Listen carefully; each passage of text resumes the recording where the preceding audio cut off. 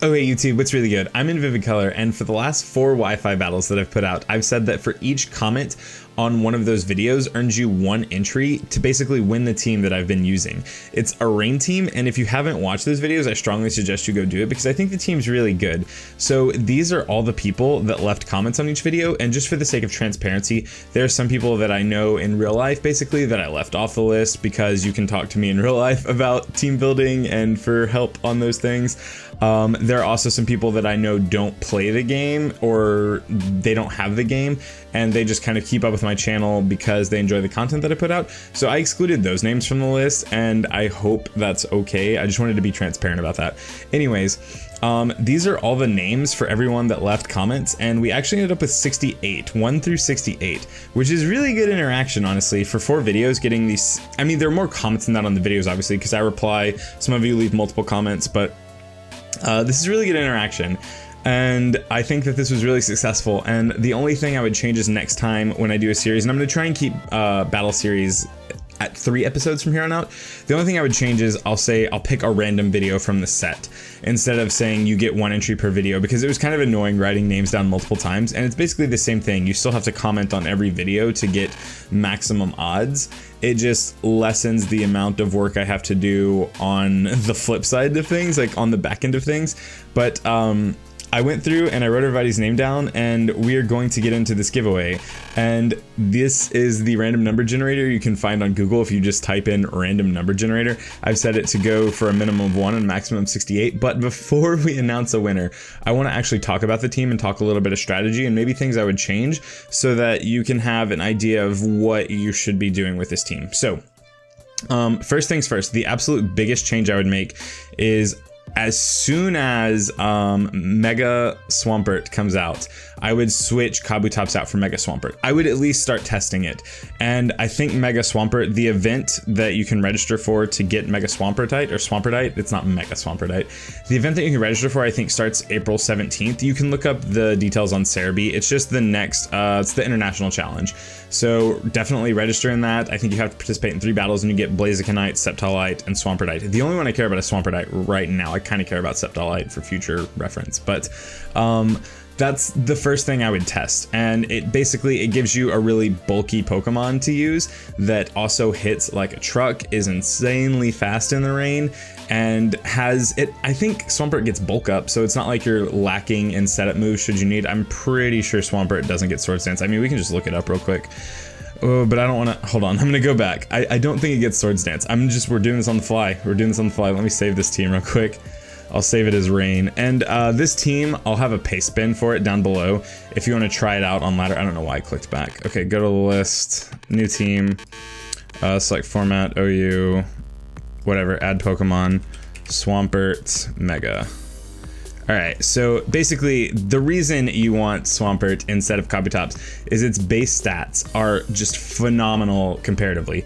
It also has access to Stealth Rocks, so you could use it as a Stealth Rocker if you wanted. It offers more utility. Does Swampert get Yawn? Pro tip. Oh wait, where are the moves at? Oh, here, right here. I feel like Swampert gets a lot of utility moves. Does it get Yawn? No, it gets Toxic though. You get access to Superpower. You still have Stone Edge, but I think Earthquake's a better stab to have than Stone Edge anyways because it's insanely more accurate. And I don't know, man. Swampert just seems like the Pokemon that 100% fits on this team that the team doesn't already have access to. You get Ice Punch. This is ridiculous, honestly. I could not imagine playing Kabutops over Swampert once it's released.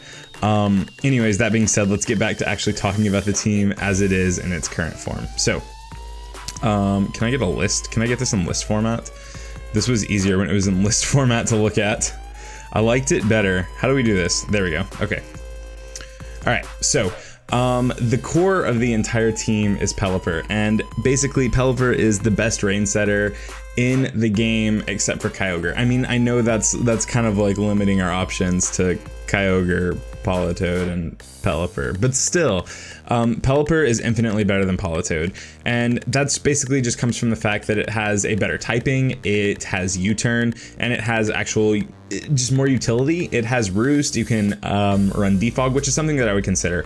I would probably consider getting rid of Scald. I know that seems bad because Scald in the Rain hurts pretty bad, but Hurricane gives you flying coverage and also that 30% chance to confuse, which is really, really good. And this team also has a kind of a hard time dealing with Mega Venusaur, and Pelipper can kind of come in, get a Hurricane off, maybe you get the confusion. There's actually a battle in my last series where that happened and it was really, really clutch. So I would probably get rid of Scald for Defog if you have access to a Defog Pelipper. I didn't when I sort of built this team. I can get one now. I can get most anything I want, but if you need help finding something, if you're the one who wins this team and you need help finding a Defog Pelipper, please let me know and I will be more than happy to get one for you. So yeah, Pelipper sets the rain, you get the initiative from switching, and you can also keep it healthy with Roost. The one thing, you need Defog or Rapid Spin because rocks hurt it, and it minimizes the amount of times Pelipper can switch in. And even though you're getting 8 turns of rain because you're holding the Damp Rock, you still need, sometimes I've played games where I needed 24 turns, so 8, 16, 24. I needed to be able to switch in 3 times after all the rain petered out because this team's all about controlling the early game, trying to set up hazards and whittling down counters to your rain sweepers and then going from there. So Kabutops is your secondary rain sweeper, and I think I say secondary because it's the worst one. I think once Swampert, I keep talking about Swampert, like I have such high hopes for this thing. I'm probably gonna run back an entire new series of battles with this team once Swampert is released. But anyways, Kabutops is your secondary rain sweeper because I think it's the worst one, and that basically just comes down to the fact that Stone Edge misses a lot. It's not hard enough hitting without a Sword Stance up, and it has priority, which is great. Don't get me wrong. Like, I think this team still needs priority. And does Swampert get Swampert get priority? I don't know if Swampert gets Aqua Jet. I'm gonna go back. I'm gonna go back to this again just to see. No, it doesn't. See, that's a big hit. You have to find some form of priority for the team, most likely, because I think the team desperately needs it. But priority is really good, but it's not nuking enough things, so to speak, without a Sword Stance up, and that's where Kabutops falls short. I would think that this set specifically, you could probably cut Aqua Jet. I know I'm sitting here talking about priority is really, really good. If you found another way to incorporate priority into the team, like switching out one of the members, I think that Aqua Jet could go for Rapid Spin if you didn't want to have Defog on Pelipper, just as a side thought. And also this Lumberry can be a Life Orb. I just didn't want to deal with burns or paralysis, and then I ended up dealing with that in one battle anyways, and it cost me the game. So there's that. Kingdra is your main rain sweeper, and that is because a Surf or a Hydro Pump in the rain from a Choice Specs Kingdra is going to decimate a lot of things. There's, I think, 2 battles out of the series that I put out that Kingdra just gets to come in and click Surf a bunch of times and it destroys the opponent's team. Once you have their sort of like their bulky water type down, or their bulky water resist down, or their special wall down, Kingdra can kind of just come in and do a lot of work. I mean, Kingdra can come in and get some special walls and still do a lot of work. And I always underestimate how much Draco Meteor does because I'm like, wow, Surf, Choice Specs, in the rain, it's always going to be more. Sometimes it's correct to click Draco Meteor and just know that you're going to be switching out the next turn. And then Ice Beam's just here for coverage, but realistically, Kingdra has a lot of options. You can run Flash Cannon, I think you can run Signal Beam, you can run a Hidden Power if you need to. Just Kingdra's incredible. I can't say enough good things about this Pokemon. Like, I never really liked Kingdra until I started playing this team, and I think it's probably in my top 10 now. I need to redo my top 10 favorite Pokemon list, but I think it's probably in my top 10 now. It's just really solid, and in the rain, it's a monster. Okay, so there's a lot of word vomit of me stuttering and talking about Tapu Koko after I talked about Kingdra, but Tapu Koko boils down to it's really, really efficient at dealing with bulky water types, which is one of this team's hard spots, basically. You get to come in, if they have something that is immune to electricity, that's where you're supposed to have U-turn, and this set doesn't have it because I'm not a pro player, but it's something to think about. Something to think about would be maybe taking Dazzling Gleam off the set, putting U-turn on the set, and switching Hidden Power Ice for Taunt. Those are options you can weigh depending on what you think your team needs whenever you make tweaks to this team. But this is the set I ran. I think it's good, but it could probably be better. A lot of people play Electric Plate, or what's the other one? Magnet with Tapu Koko instead of Life Orb because it reduces the amount of damage you do to yourself. I think that that's probably a wonderful thing to do because you still get really, really high damage output, but you don't whittle yourself down. And sometimes Tapu Koko needs to take a hit, even though it can't do that very well. The next two Pokemon are sort of what I would call the control elements to the team. That being that they're mainly here to soak up hits, to set up hazards, to chunk. Marowak is, I'm going to talk about first. Marowak's the more aggressive control element because its attack stat with a Thick Club and investment is sky high. And it also sets up Stealth Rocks, and then the rest of its set, I say it's a control component, the rest of its set is incredibly aggressive. Bonemerang can be switched for Will-O-Wisp if you think you need Burn on your team. If you think you need the access to that status condition, then by all means, switch Bonemerang for Will-O-Wisp. I didn't think that it was necessary, and I would rather have ground coverage because the rest of this team does not have that, even though I probably could. Does Kabutops get Earthquake? I'm assuming it does. It doesn't. I'm lying. It gets Earth Power. The world makes sense, ladies and gentlemen. So I thought Bonemerang was good. It knocks a lot of Pokemon out. It breaks sashes. It's really good against Mimikyu. If they just kind of stay in, you get to chunk them and break their disguise.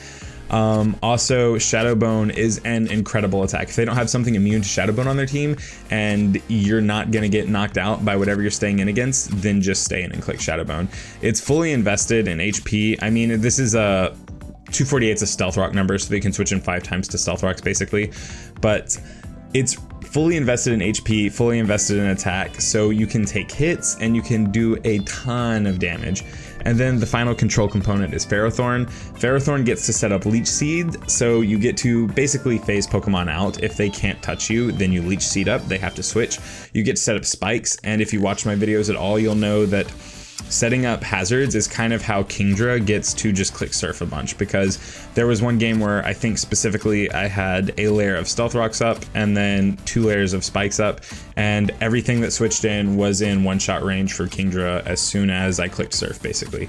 It was a fantastic game. And you also have Power Whip and Gyro Ball. Power Whip's another way to sort of deal with like bulky water types. I say bulky water types, I know these attacks, like it deals with ground types, right? But that's not the biggest threat to our team, except I like to lead Marowak, so that makes Landorus Therian, which is a pretty common lead, kind of threatening against our team because we can't do much in return to it after we get intimidated. Anyways, I'm going off track here. Power Whip's here for your bulky water types, things that it's going to hit hard, and then Gyro Ball's here for fairy types, or just anything that is a lot faster than you that's relatively frail. Because if it's a lot faster than you, Gyro Ball's going to hurt. I don't actually know the math off the top of my head of what Gyro Ball maxes out at. I think it maxes out at like 140 base power. I'm not entirely sure. I should probably know that. I just know that when I click it and something's really fast and frail, it does a lot of damage. So I hope this kind of explains the team and what it's meant to do. Basically, like I said, this is for dealing with bulky water types. These are control components where you come in and you just try and soak up damage. This is, I didn't even mention this, but Marowak's really clutch to this team because it's immune to electric type attacks. It shouldn't have Curse Body as its ability here. It should have Lightning Rod. It's immune to electric type attacks, so that's why it's really clutch, because you'll see these two are very, like, Kabutops is going to die to any reasonable electric type attack because its defenses are poor, and Pelipper is, like, you could click the move Thunder Spit and Pelipper would die to it. I don't care. It's physically defensive, like it's physically invested, but you could click like Thunder. There's like an episode where Ash has his Pikachu fighting a Paris and he's trying to go easy on the Paris and the Pikachu uses like Thunder, I don't know, like Spec. I don't remember what the move is. That would knock Pelipper out.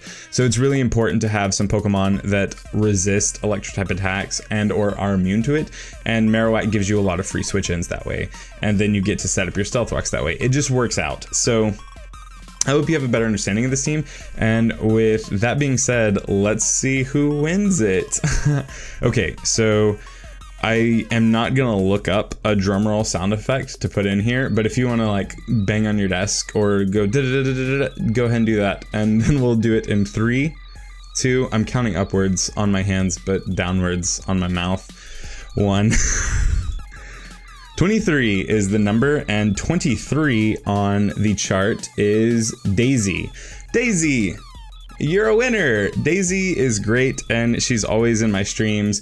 Daisy, you know how to contact me. If you want this team, then please contact me on Twitter and or my Discord server. The links to both of those will be in the description down below. I'll also put my Twitter link up here. Not my Twitter link, but my Twitter handle, rather. Also, side plug, I did start a Discord channel, and the link to that's going to be in the description down below. If you want a chance to battle me for one of these videos on my channel, please go ahead and join that Discord server, because that's where I'm going to be requesting those battles from now on, there and maybe Twitter. Follow me on both. That way you have all your bases covered. That being said, this is what this video is set out to accomplish, and if you enjoyed it, since there was a little bit of a strategy breakdown, maybe, if you enjoyed that component, please let me know, and I'll try and bring more of that to the channel, maybe go more in depth, and maybe try and build teams live for you, so you can sort of go through my thought process with me. Other than that, though, I'm kind of done here, and wait, nope.